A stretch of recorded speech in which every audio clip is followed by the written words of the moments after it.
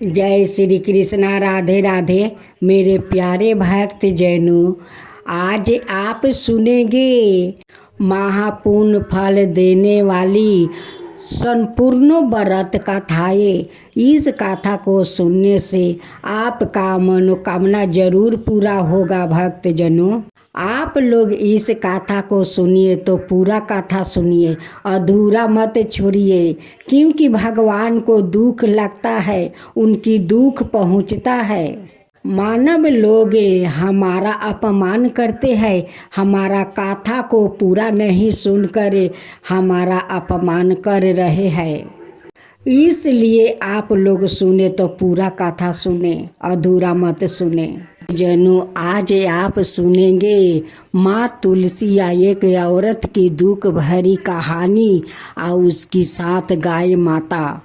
एक झूमा नाम की औरत थी, उनकी एक ही बेटी थी सुमन। सुमन के माता पिता कहने लगे कि हम लोग का इकलौती बेटी है तो अच्छा घर द्वार देखकर हम लोग शादी देंगे। सुमन बड़ी हो गई थी। एक दिन उनकी माता पिता कहते हैं कि हम लोग का घर बार खोजना शुरू कर देना चाहिए, हम लोग का बेटी तो बड़ी हो गई है। माता पिता दोनों मिलकर अच्छे से अच्छे घर द्वार देखते हैं और अपना सुमन को बहुत धूमधाम से शादी दे देती है।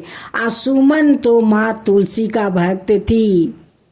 सुमन का माँ दहेज में एक खूब सुंदर गाय दी थी।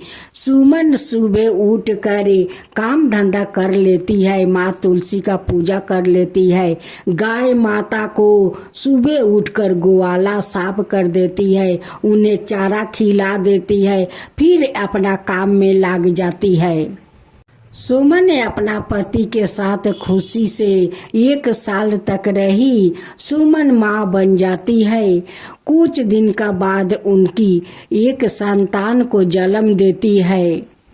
सुमन का पति कोई काम धंधा नहीं कर रहे थे और न ही अपना बच्चा को पकड़ते थे। सुमन अपना सासू माँ से कहती है कि जब से आपका घर में आई हूँ तब से देखती हूँ कि आपका बेटा कोई काम धंधा तो कर नहीं रहे हैं, सारा दिन घर में बैठे बैठे रोटी तुरते हैं। आपका बेटा तो निकामा है, कोई काम करना तो चाहता नहीं है। सासू माँ कहती है कि मेरा बेटा निकामा है तो तेरा माता पिता क्यों मेरे बेटे के साथ तुझे शादी दिया। अगर मेरा माता पिता को पता रहता कि आपका बेटा निकामा है तो मेरा माता पिता आपका घर में कभी शादी नहीं देते।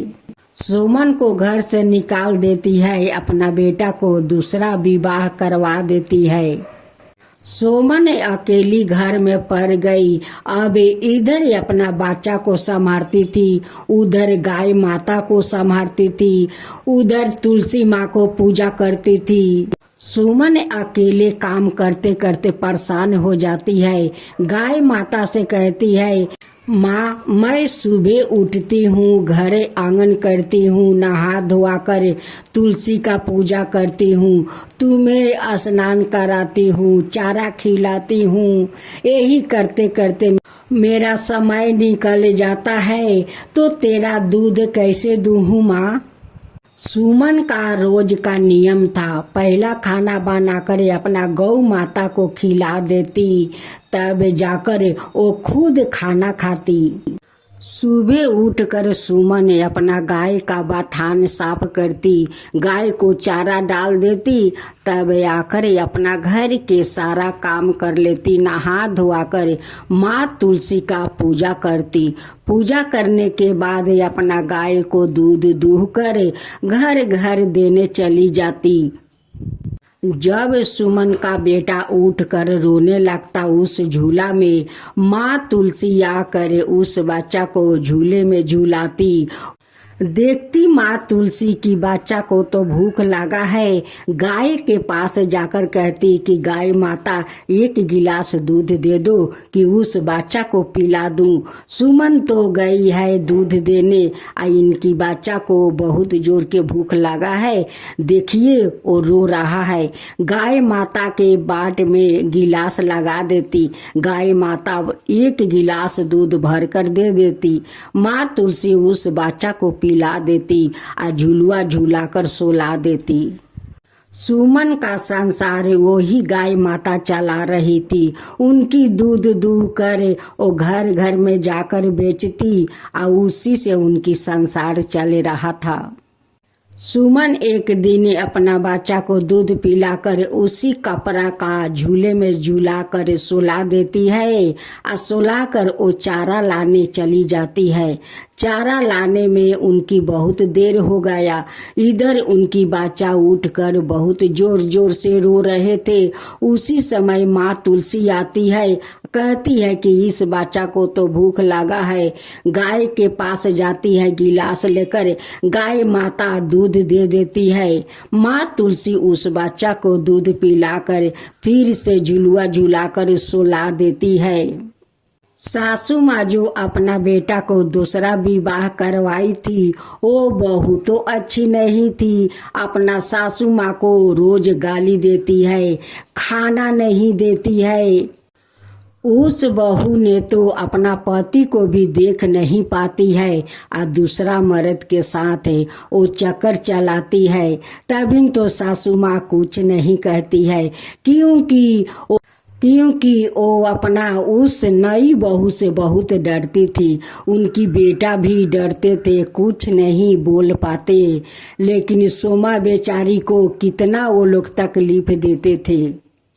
सासू माँ तो अपना बेटे को दूसरा विवाह करवाकर बहुत खुश हो गई और कहने लगी कि मैं देखती हूँ कि इस सुमन को अपना संसार ये कैसे संभालती है। अरे जिसका पास माँ तुलसी का शक्ति है, गौ माता है, उन्हें भाला कौन तकलीफ दे सकता है।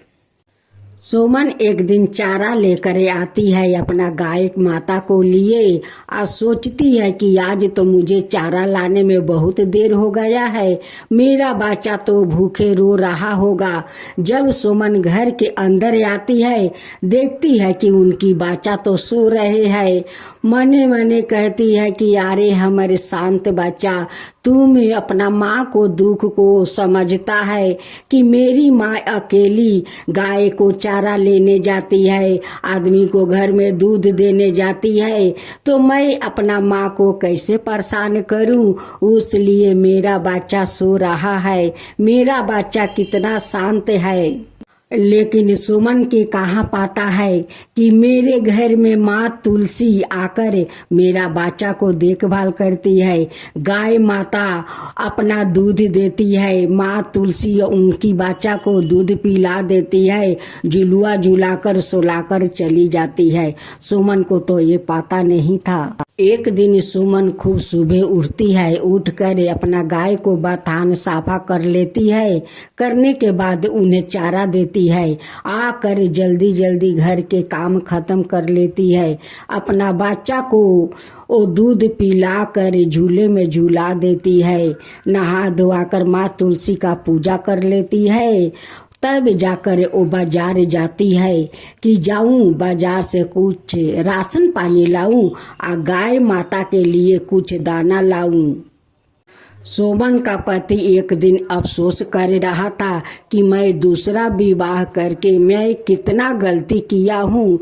मेरा तो पहले वाली सुमन पत्नी बहुत अच्छी थी, इस बार मैं शादी करके मैं बर्बादी हो गया हूँ। सुमन एक दिन बाजार से आकर जल्दी जल्दी खाना बना रही थी। गौ माता देखती है कि ये सुमन तो बहुत परेशान है, बाजार से आकर जल्दी जल्दी खाना बनाती है। गाय माता दरवाजे के पास आकर अपना दूध देने लगती है। सुमन एक हाथे रोटी बनाती है और दूसरा हाथे गाय का बाल्टी में दूध लेती है। उसी समय उनकी बच्चा बहुत रो रहे थे। अब तो माँ तुलसी देखती है कि उनकी बच्चा तो उस झूले से गिर जाएगा। माँ तुलसी आकर उनकी बच्चा को बचा लेते हैं। सुमन दूध लेती है, रोटी बनाती है। सोमन का पति खिड़की के सामने आकर देख रहा था कि सोमन अकेली अपना घर संभाल ली है। बेचारी अकेली कितना परेशान होती है।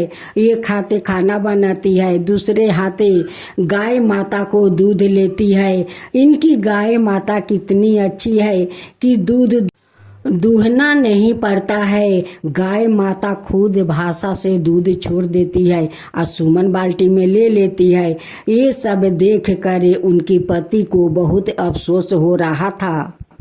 उसी खिड़की के पास से सुमन का पति सुमन से बार बार माफ़ी मांग रहा था कि मुझे माफ़ कर दो, मैं बहुत गलती किया है तुम्हें छोड़कर। मैं आज दूसरा ब्याह करके मैं बर्बादी हो गया हूँ। मुझे माफ़ कर दो सुमन, माफ़ कर दो। मुझे गलती का आभास हो गया है सुमन। मैं अब खुद बाहर जाकर कमाऊंगा, बहुत सारा पैसा लाकर तुम्हें दूंगा। मुझे माफ़ कर दो सुमन, माफ़ कर दो। सुमन कहती है कि जब तुम माँ बेटा मिलकर मुझे छोड़ दिया तभी तुम तो क्षमा नहीं मांगा, तभी तो तुम नहीं बोला कि मैं बाहर जाकर अब काम करूँगा, तुम्हें पैसा लाकर दूंगा, तभी तो तुम नहीं बोला।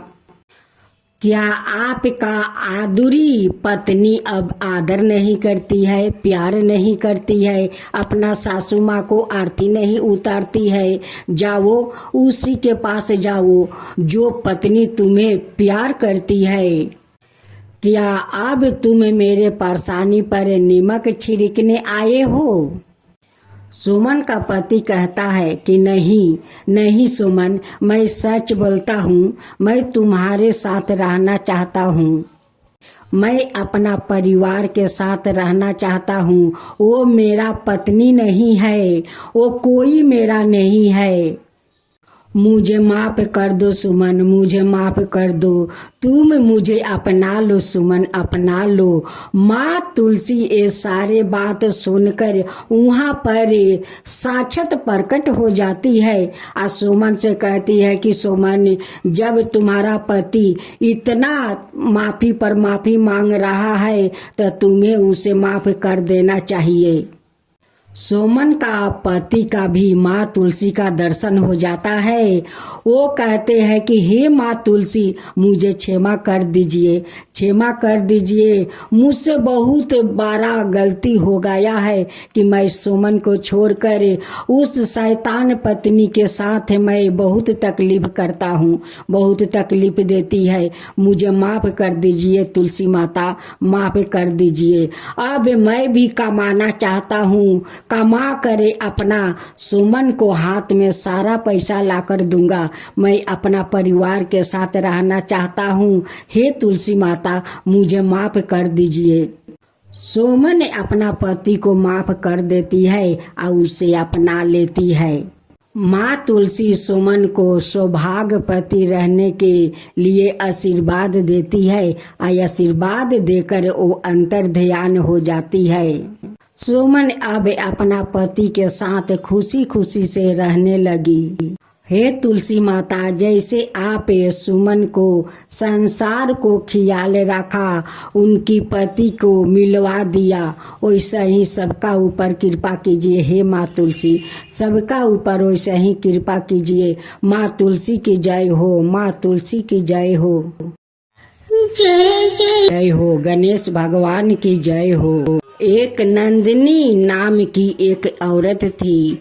उनकी बेटा बहू तो थे, लेकिन वो सभी लोग परदेश रहते थे। नंदिनी माई गणेश भगवान का बहुत बड़ा भक्त थी। वो घर का सारा अकेले ही काम करती थी। काम करने के बाद वो बाजार जाती, बाजार से अच्छे मोदक और लड्डू खरीद कर ले आती थी अपना गणेश जी को भोग लगाने के लिए। एक दिन गणेश भगवान को नंदिनी माई को तकलीफ देखा नहीं गया। वो सोचने लगे कि नंदिनी माई मेरे लिए बाजार जाती है और दुकान से सबसे अच्छे मोदक और लड्डू खरीद कर ले आती है, मुझे अच्छे से सेवा करती है, मुझे भोग लगाती है, आरती गाती है। गणेश भगवान सोचने लगे कि क्यों ना नंदिनी माई का घर जाकर उनके साथ कुछ मैं भी काम कर देता हूँ। गणेश भगवान एक बालक का रूप धरते हैं और नंदिनी माई का घर जाते हैं और नंदिनी माई से कहते हैं कि नंदिनी माई तू अकेले इतना सारा काम करती है, फिर बाजार जाती है, अच्छे से अच्छे लड्डू मोदक खरीद कर ले आती है और गणेश भगवान को भोग लगाती है, तू गणेश भगवान से बहुत प्यार करती है। नंदिनी माई कहती है कि हाँ बेटा, वही गणेश तो मेरा एक सहारा है, उनकी सहारा तो आज मैं हूँ। नंदिनी माई के उठने से पहले गणेश जी उठकर सारा घर के काम कर लेते हैं। करने के बाद नंदिनी माई को उठाते हैं, कहते हैं कि नंदिनी माई देखो कितना समय हो गया है, तुम अभी तक सो रही हो। नंदिनी माई कहने लगी कि बेटा ना जाने मुझे आज इतनी नींद कहाँ से आ गया। आज तो बुधवार का दिन है, मैं तो उपवास करूंगी, गणेश जी के श्रद्धा पूर्वक मैं पूजा करूंगी, अच्छे से अच्छे मोदक और लड्डू से उन्हें भोग लगाऊंगी। तब गणेश जी कहने लगे कि अच्छा नंदिनी माई, तुम जो गणेश को इतना सेवा करती हो, उनकी मन पसंद का मोदक लड्डू लिया कर भोग लगाती हो, तो तुम्हें गणेश जी कभी दर्शन दिए थे? नंदिनी माई कहती है कि नहीं बेटा, अभी तक तो नहीं। नंदिनी माई कहती है कि बेटा आज तो बुधवार है, मुझे तो मंदिर जाना होगा, गणेश जी का भोग लगाना होगा, उनकी आरती करना होगा, मैं घर के जल्दी जल्दी काम कर लेती हूँ। गणेश जी कहने लगे कि चल माई, मैं भी तुम्हारे साथ मैं काम में हाथ बटा देता हूँ। गणेश जी नंदिनी के साथ जल्दी जल्दी काम कर लेते हैं और एक रिक्शा ले आते हैं और कहते हैं कि नंदिनी माई इस रिक्शा पर बैठो, हम लोग जल्दी गणेश का मंदिर पहुंच जाएंगे। गणेश भगवान जैसे उस नंदिनी माई को लेकर अपना मंदिर का सीढ़िया तक पहुँचे, वैसे दो बूढ़ी अपना झोपड़ी से आती है और कहती है कि इस बुढ़िया को भाग्य कितना अच्छा है कि गणेश भगवान सवाए रिक्शा पर बैठाकर अपना मंदिर लेकर आए हैं। दोनों बूढ़ी औरत गणेश जी का दर्शन के लिए बहुत लालायित थी। वो हमेशा मंदिर जाती है लेकिन गणेश जी को दर्शन नहीं कर पाती है। आज गणेश भगवान सवाए उस औरत को अपने रिक्शा पर बैठा कर लाए हैं, तो उस औरत को भाग्य कितनी अच्छी है, वो कितनी भाग्यशाली है कि आज सवाए भगवान का रिक्शा पर बैठी है। दोनों औरत कहने लगी कि हे गणेश भगवान, आज तो आपका दर्शन एक रिक्शा वाला अद्भुत लीला में दर्शन हुआ है, इसलिए तो लोग आपको विघ्नहर्ता कहते हैं। आज आप इस औरत को बैठाकर अपना मंदिर में लाए हैं, इसलिए तो लोग आपको विघ्नहर्ता कहते हैं। आज आप एक रिक्शा वाला रूप में हम लोग का दर्शन हुआ है। दोनों औरत तो गणेश जी को पहचान लिया, लेकिन नंदिनी माई तो नहीं पहचान पाई। वो तो एक बालक समझती थी कि ये बालक तो मेरे साथ रहते हैं, मेरे साथ काम करते हैं, लेकिन ये नहीं समझी कि साक्षात तो यही गणेश भगवान है, इन्हीं को तो मैं पूजा रोज करती हूँ। जब नंदिनी मंदिर के अंदर पहुंचती है तो गणेश को कहती है कि बेटा यहीं पर तू बैठो, मैं गणेश जी को भोग लगा लूं, पूजा पाठ कर लूं। जब मेरा पूजा खत्म हो जाएगा तो बेटा तुझे भी मैं लड्डू और मोदक का प्रसाद दूंगी। गणेश भगवान उसी मंदिर के बाहर वो अपना पलथी मार कर बैठ जाते हैं। उधर नंदिनी माई गणेश भगवान को फूल सजा रही थी, मोदक लड्डू का भोग लगा रही थी। वो सारे फूल उस गणेश के ऊपर आ जाता है, भोग लगाती है तो वो भोग गणेश के सामने आ जाता है। नंदिनी माई तो बड़ी सोच में पड़ गई कि मैं गणेश भगवान को फूल सजाती हूँ, माला पहनाती हूँ, फूल नहीं रहता है, वो माला गले में नहीं रहता है, कहाँ चला जाता है। भोग लगाती हूँ, वो भोग भी नहीं भगवान के पास रहता है, कहाँ चला जाता है। जब नंदिनी माई बाहर निकल कर देखती है तो गणेश भगवान पलथी मारते हुए बैठे हुए है, उन्हीं के गले में माला है, उन्हीं के ऊपर सारे फूल के वर्षा है, उन्हीं के पास लड्डू मोदक का भोग लगा हुआ है। नंदिनी माई देख कर उस बालक को बहुत आश्चर्य में पड़ जाती है।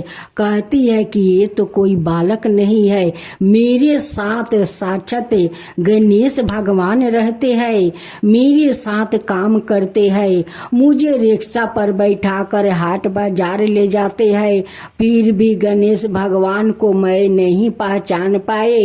वो हमेशा हमें वो मंदिर रिक्शा पर बैठा कर ले आते हैं, फिर भी मैं नहीं पहचान पाए।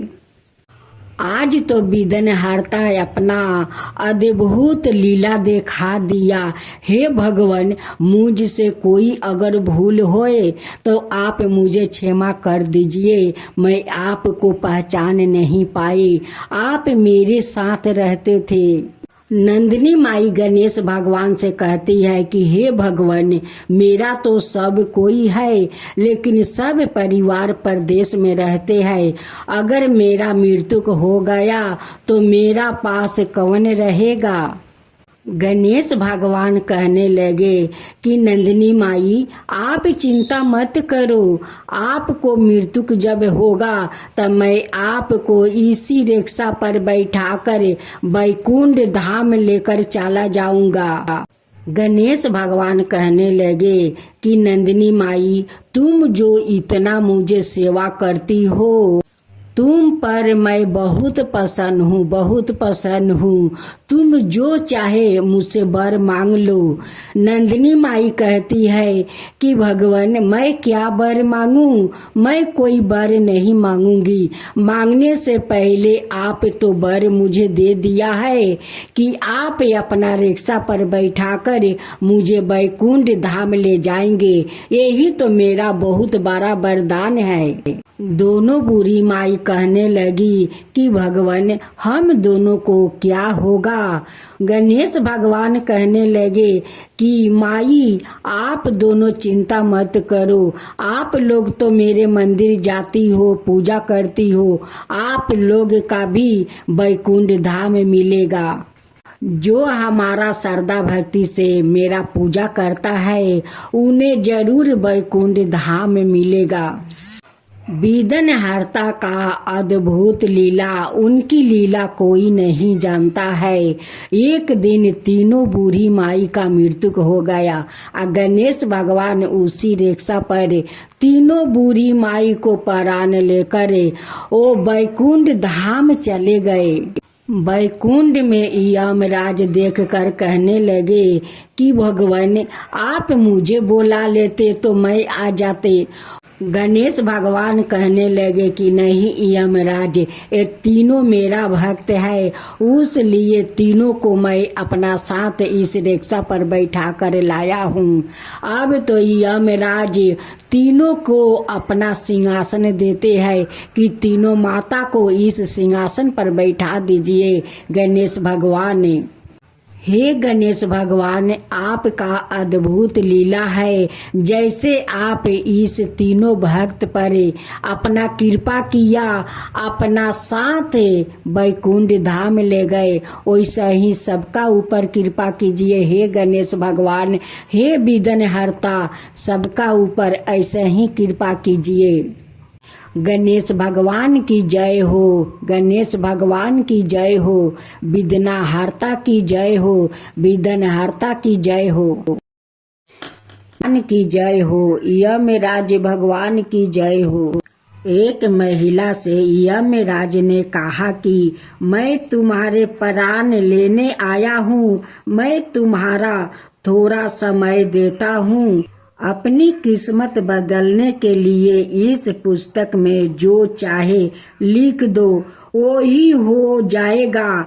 महिला ने पुस्तक में देखा तो वह लिखा था, तुम्हारी सहेली को खजाना मिलने वाली है।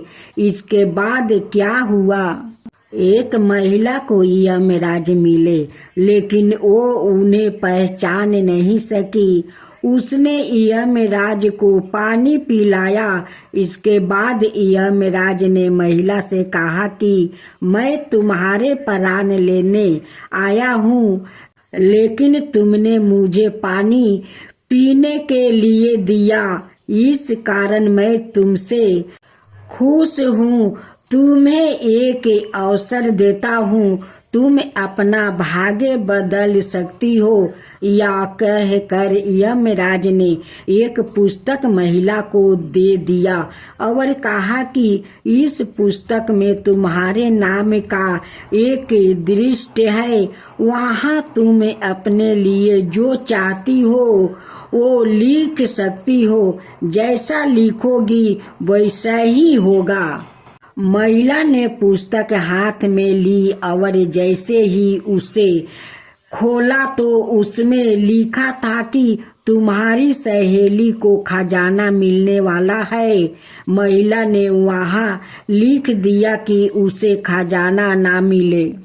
अगला पोस्टर खोला तो उस पर लिखा था कि तुम्हारी पड़ोसी का पति राजा का मंत्री बनने वाला है।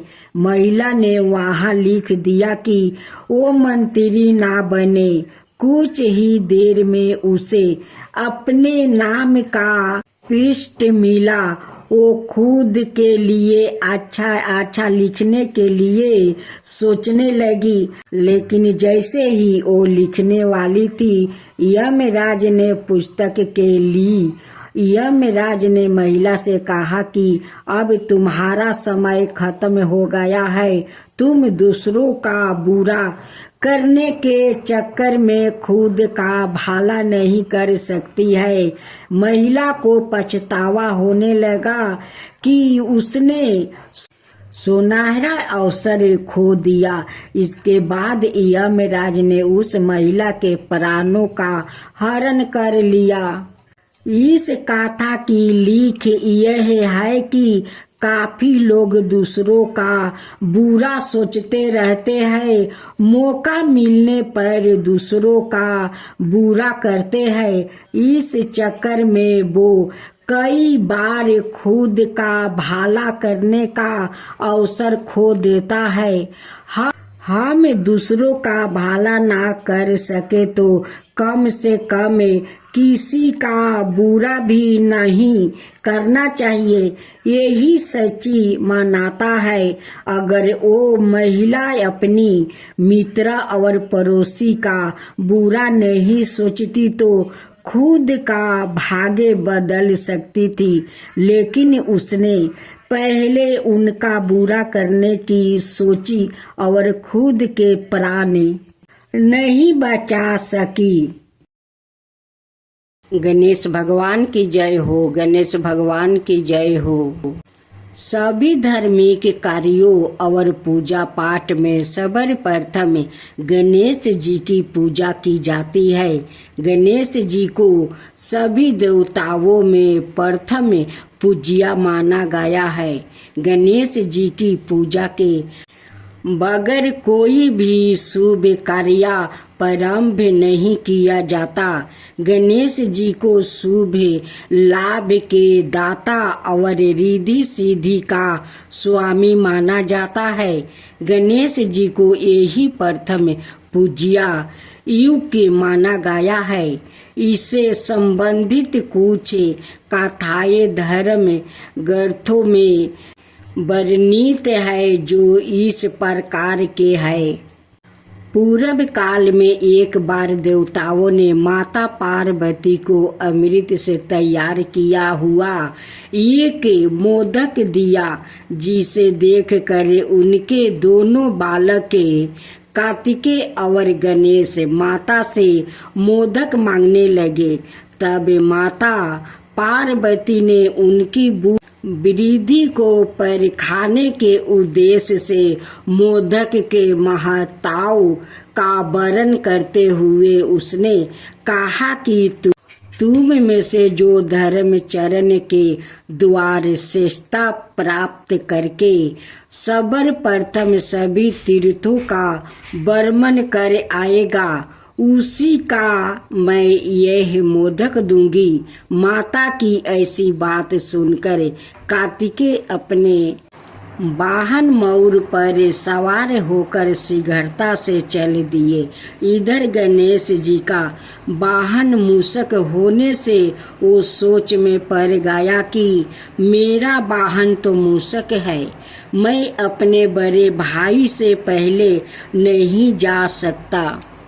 तब गणेश जी ने श्रद्धा पूर्वक अपने माता पिता की परिक्रमा करके उनके सामने हाथ जोड़कर खड़े हो गए। यह देखकर माता पार्वती और पिता शंकर भगवान ने मन ही मन गणेश जी की बुद्धि की प्रशंसा करते हुए उन्हें अपने गले से लगा लिया। उधर कार्तिकेय जी अपने वाहन से जल्दी जल्दी सभी तीर्थों का भ्रमण करते खुश होते हुए दिन भर में वापस आ गए। उन्होंने देखा कि गणेश तो पहले से ही माता पिता के पास बैठे हुए हैं। तब कार्तिक जी ने अपने माता पिता से गणेश जी के पहले आने के संबंध में पूछा, तो माता पार्वती ने उन्हें समझाते हुए कहा कि समस्त तीर्थों में किया हुआ स्नान, संपूर्ण देवताओं को किया हुआ प्रणाम, सब ज्ञान का किया हुआ अनुष्ठान और सभी प्रकार के व्रत मंत्र योग और समय का पालन, यह सभी साधन माता पिता के पूजन के 16वां अंश के बराबर भी नहीं हो सकते। इसलिए यह गणेश सैकड़ों पुत्र से कंडो गणेश से भी बढ़ कर है। इसलिए यह मोदक मैं गणेश को ही अर्पित करती हूँ और माता पिता की भक्ति के कारण ही इसकी प्रत्येक जग में सबसे पहले पूजा होगी और इस प्रकार सभी से प्रत्येक धार्मिक अनुष्ठान में गणेश जी को सर्वप्रथम पूजा जाता है। चौठ माता की जय हो, चौठ माता की जय हो। एक सेठ सेठानी थी, उनके एक बेटा और बहू थी। बहू सबको भोजन करवा के फिर सवाए भोजन करती थी। एक पड़ोसिन ऐसी भी थी जो रोज पूछती कि बहू आज क्या बनाया खाया है। बहू कहती, हे पड़ोसिन ठंडो बासी। एक दिन उसके पति ने ऐसा सुनकर विचार किया कि आज तो पकवान बनाया जाए, फिर देखती हूँ कि मेरी पत्नी क्या कहती है। उसने तरह तरह के पकवान बनवाया और घर के सभी लोग ने एक साथ बैठकर भोजन किया। आज भी पड़ोसिन ने पूछा तो बहू ने कहा, पड़ोसिन ठंडो बासी। सेठ के लड़के ने सोचा कि कोई बात तो अवश्य है जिससे कि मेरी पत्नी ऐसी कहती है। उसने अपनी पत्नी से पूछा, तुम रोज ठंडो बासी क्यों कहती हो? क्यों तुम बासी खाती हो? ऐसे क्यों कहती हो? जब कि अपना सबने एक साथ बैठकर कई तरह के पकवान खाए।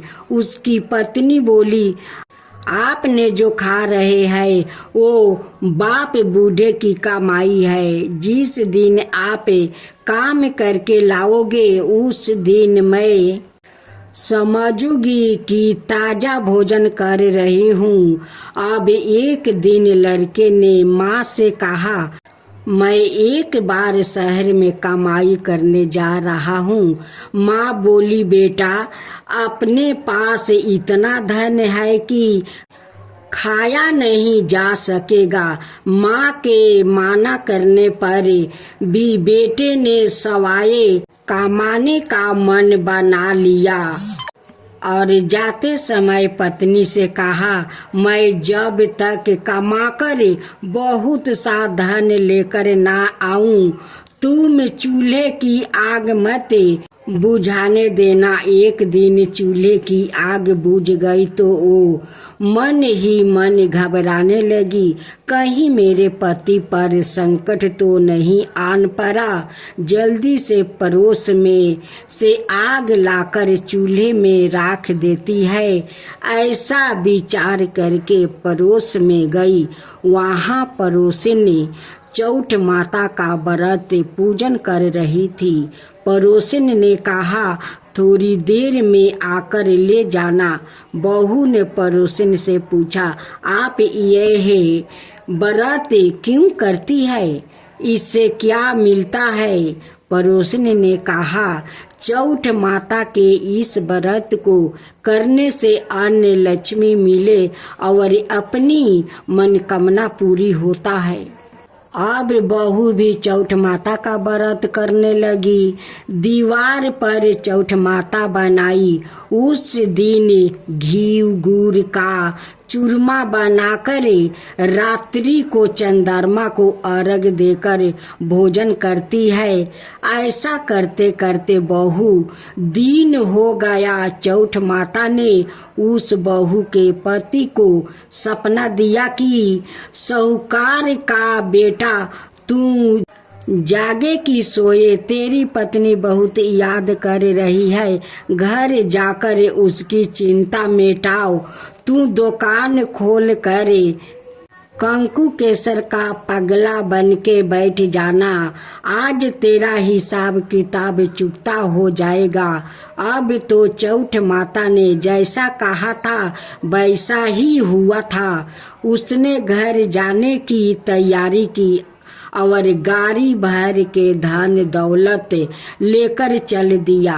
रास्ते में एक बड़ा सा काला नाग फन फैलाए बैठ गया और कहने लगा, आज तो मैं तुझे डांसूंगा, छोड़ूंगा नहीं। आज तेरी आहू पूरी हो गई है।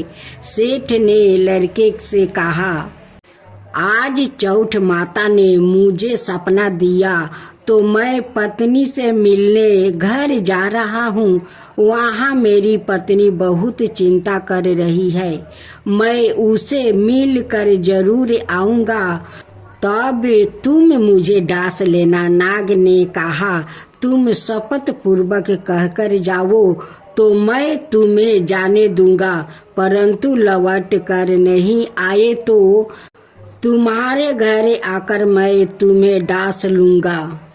इस प्रकार सांप को वचन देकर वो अपने घर पहुंचा। वहाँ सभी से हंसी खुशी से मिला और भोजन करने को बैठा तो उदास होकर बैठ गया। उसकी पत्नी ने उदास होने का कारण पूछा तो पति ने काले नाग वाली बात बताते हुए कहा, यदि मैं उसके पास नहीं जाऊंगा तो वो घर आकर ही मुझे डांस लेगा। पत्नी बहुत चतुर थी। उसने कहा कि आप घबराओ नहीं, लेट जाओ, मैं एक उपाय करती हूँ। पत्नी ने कमरे की सात पेटी सिरवा धोई। पहली पेटी पर रेत, दूसरी पर इतरा, तीसरी पर गुलाल फूल, चौथी पर कंकु केसर, पांचवी पर लड्डू पेड़ा, छठी पर गादी गलैचा और सातवीं पेटी पर दूध का कटोरा भर कर रख दिया। इस प्रकार वो 7 ही पेटी सजाकर बैठ गई। आधी रात होते ही नाग आकर पेटी चढ़ने लगा। पहली पेटी पर रेत में लौट गया और कहने लगा कि सेठ की बहू ने आराम तो बहुत दिया, पर बचनों से बंध कर आया हूँ, सो डासूंगा। अबर से ही इसी प्रकार 7 पेटियों पर नाग आराम करता हुआ और कहता हुआ कि डासूंगा जरूर। कमरे में जाने ही वाला था कि चौठ माता ने विचार किया कि मैं इसे नहीं बचाऊंगी तो संसार में धर्म कर्म और व्रत पूजन को कौन मानेगा। अब तो गणेश जी, चंद्रमा जी और चौठ माता ने उसे बचाने का विचार किया। चंद्रमा जी ने उजाला किया, चौठ माता ढाल बनी और गणेश जी ने तलवार लेकर नाग को मार दिया और ढाल से डंक दिया। अब बहू भी थकी हारी सो गई। दिन उगा तो लोग बेटे से मिलने आए, परंतु बेटा बहू तो उठे ही नहीं थे। बहू देर हो गई तो माँ उन्हें उठाने गई। माँ ने 7 पेटियों पर जो कुछ देखा तो बहुत घबराई और बेटा बहू को आवाज लगाई। बेटा बहू उठे तो देखा कि एक ढाल तलवार वहाँ पड़ी है। अब ढाल उठाई तो वही काला नाग मारा हुआ पड़ा है। बेटा बहू ने सोचा कि आज तो धर्म कर्म ही आरे आए, जो भगवान गणेश जी और चौठ माता ने हम सभी को रक्षा की है। चौठ माता, आपने जैसी सेठ के बेटे बहू की रक्षा किया है, वैसे ही सबका रक्षा कीजिए।